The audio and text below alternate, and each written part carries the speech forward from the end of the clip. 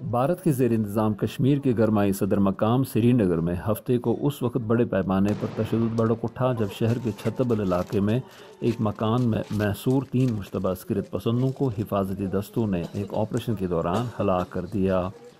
جھڑپ جاری تھی کہ شہر کے مختلف علاقوں سے نوجوانوں نے ٹولیوں کی صورت میں چھتبل کی طرف پیش قدمی شروع کر دی، لیکن حفاظتی دستوں نے انہیں آگے بڑھنے سے روکا اور پھر طرفین کے درمیان تصادم شروع ہو گیا۔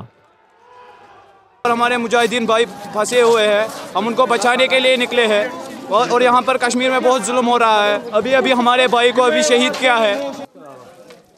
15 لاکھ آبادی والے شہر کی سڑکوں پر تعینات پولیس اور نیم فوجی دستوں پر مشتعل افراد کی طرف سے سنگباری کے واقعات میں اس وقت شدت آ گئی اور بھارت مخالف مظاہروں کا دائرہ مزید علاقوں تک پھیل گیا جب یہ خبر پھیل گئی کہ سری نگر کے نور باغ علاقے میں حفاظتی دستوں نے پتھراؤ کرنے والوں پر اپنی گاڑی چڑھا دی، جس کے نتیجے میں ایک نوجوان بری طرح زخمی ہونے کے بعد اسپتال میں چل بسا۔